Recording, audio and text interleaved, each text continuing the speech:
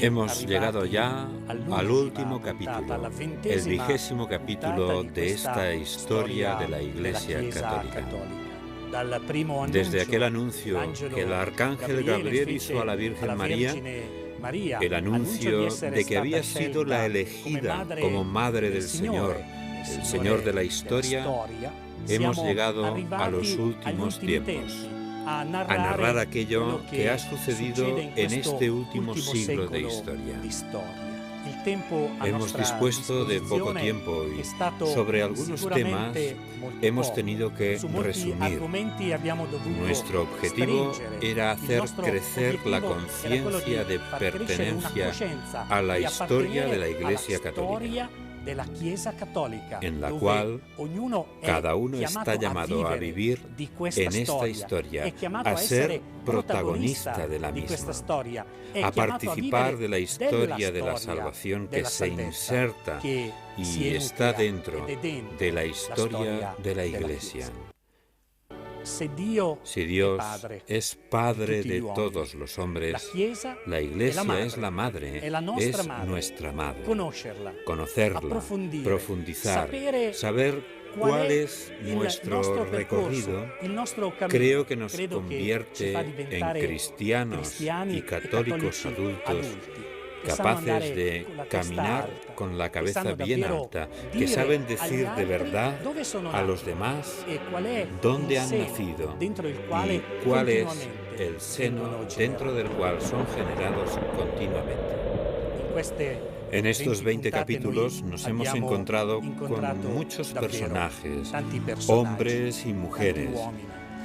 Hemos encontrado muchos católicos que han gastado su vida y podemos todavía escuchar aquel grito, aquellas palabras acertadísimas de Juan Pablo II. No tengáis miedo, abrid las puertas a Cristo. Podríamos decir, no tengáis miedo, conozcamos la historia de nuestra Iglesia. Es el año 1903. En el cielo vuelan los primeros dirigibles. En América, los hermanos Wright hacen volar el primer aeroplano. Henry Ford funda su fábrica de automóviles e irrumpe la era moderna en la vida cotidiana. En agosto de 1903, el Papa es Pío X. El patriarca de Venecia, cardenal Giuseppe Sarto, llega al solio pontificio tomando el nombre de Pío X. Una de las primeras tareas de Pío X será reorganizar la estructura de la Iglesia para enfrentarse a los desafíos de la modernidad, pero también para hacer frente a los desafíos teológicos, ya que precisamente durante su pontificado aparece el modernismo, que también aporta peticiones buenas. Pero, como siempre sucede, si se llevan las cosas al extremo, pueden degenerar. Y Pío X se ve obligado a publicar en 1907 una encíclica en la que condena precisamente el modernismo. En esta Europa suceden acontecimientos que la sacuden. Estamos en 1914. En Sarajevo, Francisco José y su esposa son asesinados. Esta es la chispa que desencadena la gran masacre que será la Primera Guerra Mundial. Pocos meses más tarde, el 3 de septiembre de 1914, era elegido Papa Benedicto XV. El Papa Benedicto XV se encuentra con la difícil situación creada por la Primera Guerra Mundial. En las trincheras de Europa mueren cada día miles de personas. Es una locura que parece no tener fin. Se suceden las atrocidades que crean cada día nuevas viudas y huérfanos. La misericordia parece no tener cabida. Entre el alambre de espinos y las trincheras se juega el destino de la civilización y las ideas. El Papa Benedicto XV declara a la Santa Sede neutral, pero neutralidad no significaba indiferencia respecto a lo que estaba sucediendo en los campos de batalla, donde son ya incontables los muertos por ambas partes. El Papa Benedicto XV exhorta a los católicos y a todos los que desean la paz entre los hombres para que trabajen porque finalice el conflicto que durará hasta el año 1918. En 1919 bendecirá la fundación del Partido de los Católicos, creado por don Luigi Sturzo, que trata de oponerse al naciente fascismo de Benito Mussolini. Este le obligará al exilio en Estados Unidos hasta la caída del fascismo. El Papa Benedicto XV no pudo terminar el programa que había comenzado. La muerte le llegó por sorpresa el 22 de enero de 1922. Aún así, había hecho mucho también por las misiones y había subrayado que eran un trabajo de toda la Iglesia. A la muerte de Benedicto XV no había quedado nada del poder de la Rusia de los zares. Se había instalado el poder de los soviets, una burocracia fuerte que trataba de difundir la ideología comunista a través del exterminio y la deportación de miles de personas. Un poder que trata de convertirse en un orden que ciertamente no es secundario tampoco para el nazismo. En este complejo escenario en el que el comunismo y el fascismo buscan la hegemonía del poder mundial, llega al trono de Pedro el Papa Pío XI, el día 12 de febrero de 1922.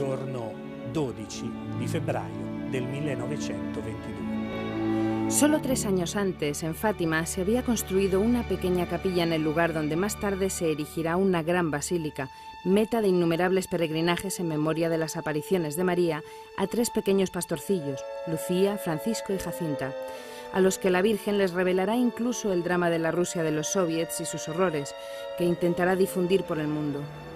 En este espíritu de renovada espiritualidad que se contrapone al materialismo de las ideologías, Pío XI exhorta en sus encíclicas a que los fieles redescubran una vida religiosa coherente con la fe católica que profesan. Y la coherencia en la fe es el tema del Año Santo de 1925, en el que participan más de 500.000 de personas. Y precisamente por ello, a finales del Año Santo de 1925, Pío XI instituye la fiesta de Cristo Rey, Señor de todo el mundo. También Pío XI canoniza santos como Teresa de Lisieux, Roberto Bellarmino, Alberto Magno, Bernadette y Tomás Moro, así como Juan Bosco. Y siempre este mismo Papa instituye la Jornada Mundial de las Misiones, que desde entonces se celebra en el último domingo de octubre de cada año. Mientras tanto, en la Unión Soviética, la lucha contra los creyentes es despiadada. Masacres, deportaciones, cierre de iglesias. En realidad, se quería un hombre desarraigado de su propia historia, de las propias tradiciones. Pero nosotros sabemos que es imposible borrar del corazón del hombre el deseo de Dios que le empuja a hacerse las preguntas más profundas que un hombre puede hacerse. ¿Quién soy? ¿De dónde vengo? ¿Qué estoy haciendo? Aquellos años entre 1920 y 1930 se ven surcados por una gran crisis que afecta a toda la economía. En Alemania, los intentos de la izquierda de hacerse con el poder fracasan. Y en las masas desorientadas y atrapadas entre la crisis económica y la incapacidad de una real y democrática dirección política, la propuesta que hace la ideología nazi de una sociedad de elegidos encuentra terreno abonado. Hitler, como Mussolini, utiliza hábilmente la propaganda y crea la ilusión en la clase obrera de que son fuertes y poderosos.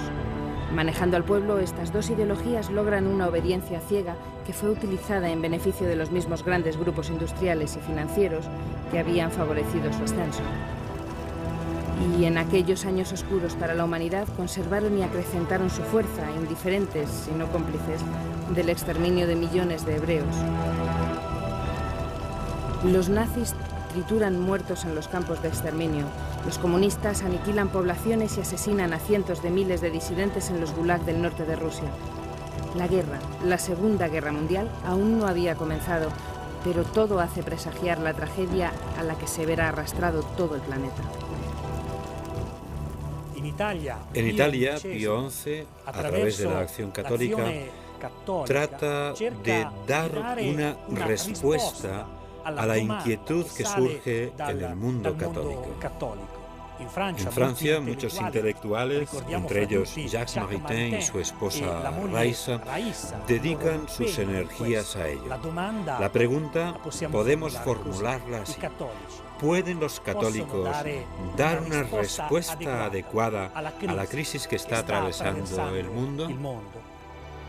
Pero Pío XI tenía otro problema más que resolver, y este era regular a través de un concordato con Italia la cuestión del territorio vaticano, para lo cual el gobierno italiano tenía que reconocer la soberanía del sumo pontífice en su pequeño estado.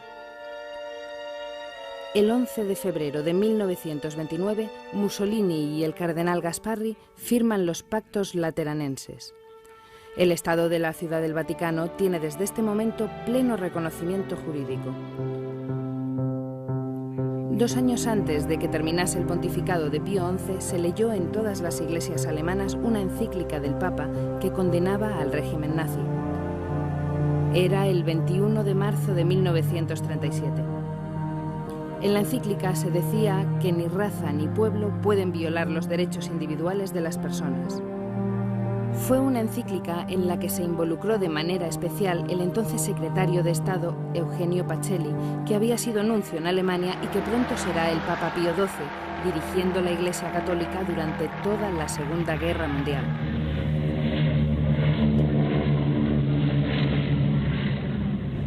Millones de muertos, millones de hebreos inermes asesinados en las cámaras de gas y quemados en hornos crematorios.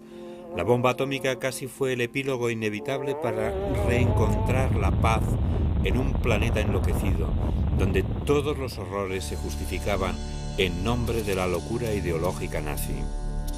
En Italia, a la derrota del fascismo contribuyó un frente popular compuesto por todas las fuerzas democráticas que fundarán la República Italiana, en la cual los católicos, tanto en esta fase como en su reconstrucción, fueron uno de los factores determinantes. Al Papa Pío XII le sucedió en el trono de Pedro Juan XXIII, elegido en 1958. Pocos meses después, el 25 de enero de 1959, anunciaba la convocatoria de un concilio ecuménico, el Concilio Vaticano II, que se abrirá en Roma el 1 de octubre de 1962. El 1 de octubre del 1962.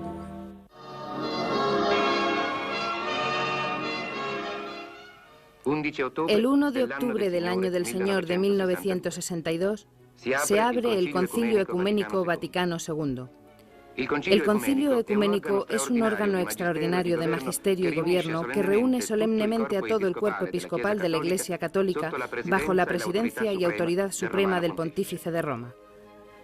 Junto a los pastores de las iglesias de reciente fundación, participan delegados de las comunidades cristianas más antiguas, que testimonian su larguísima historia con sus mismos ropajes. En el Concilio Vaticano II participaron 2.540 padres conciliares, procedentes de todo el mundo. La mayor participación que recuerda la historia de la Iglesia y la historia de los concilios de la Iglesia Católica.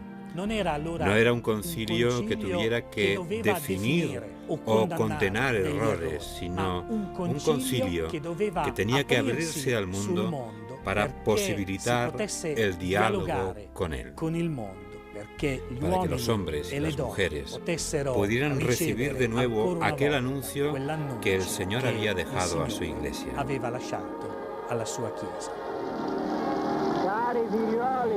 Queridos hijos, escucho vuestras voces. La mía es una sola, pero resume la voz del mundo entero. Aquí está representado todo el mundo. Se diría que incluso la luna se ha apresurado esta noche a mirar este espectáculo que ni siquiera la Basílica de San Pedro, con sus 4 siglos de historia, ha contemplado nunca. Mi persona no cuenta nada. Es un hermano que os habla, convertido en padre por voluntad de nuestro Señor. Así que deseo que recibáis la bendición que os doy y mi deseo de que paséis una buena noche. Volviendo a casa, veréis a vuestros hijos, acariciadlos y decidles que es una caricia de parte del Papa.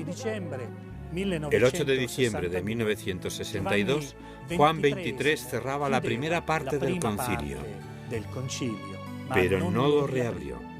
En junio de 1963 moría ante la conmoción de todos.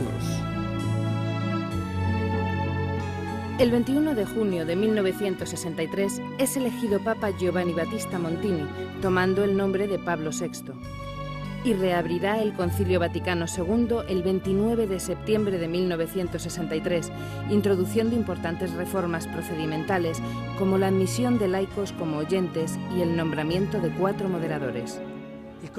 El Concilio Vaticano II introduce novedades en la Iglesia, pero la principal novedad es la misma definición de Iglesia, que es el cuerpo de Cristo, el pueblo de Dios donde todos son llamados a anunciar el Evangelio.